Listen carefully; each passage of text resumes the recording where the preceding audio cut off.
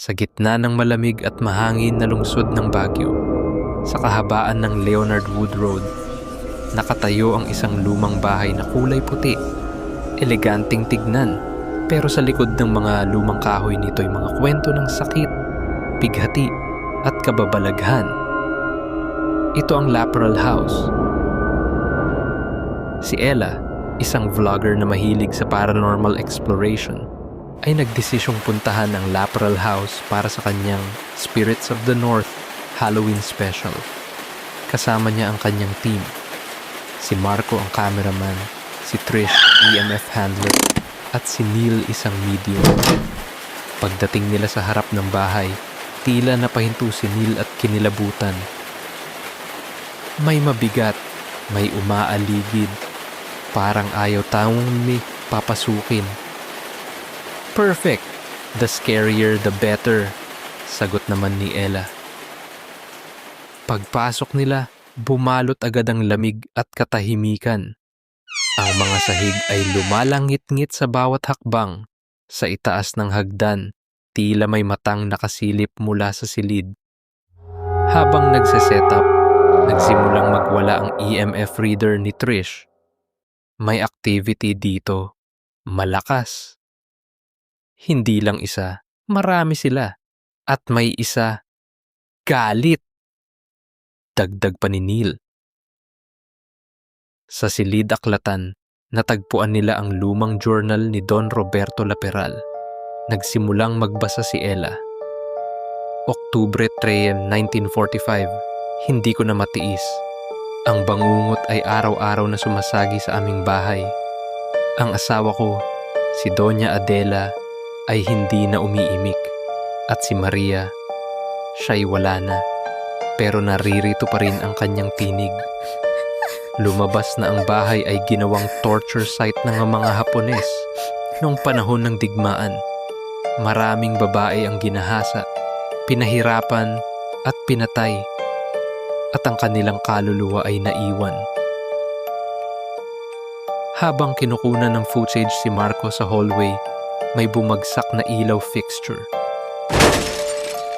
Nang silipin ang kuha, may nakita silang puting babae sa background, nakatingin kay Marco.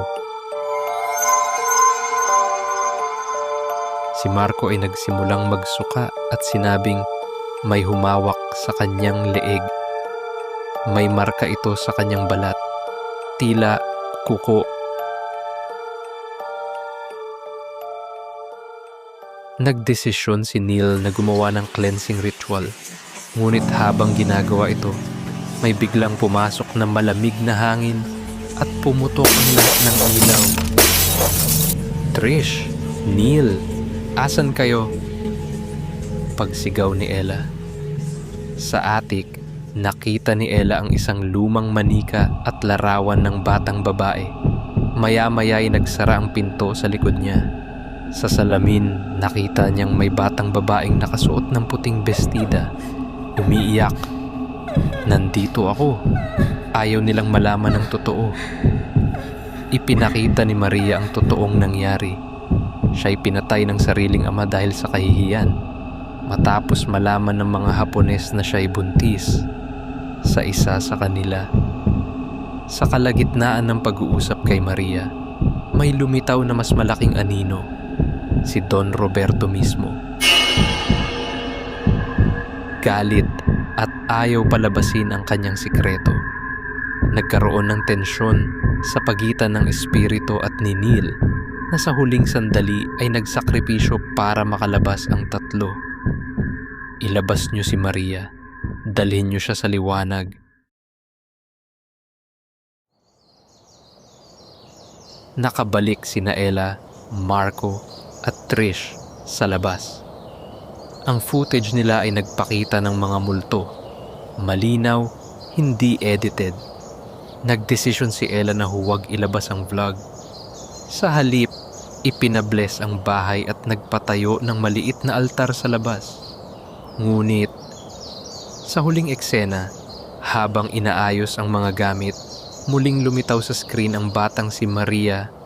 Nakangiti pero may luha.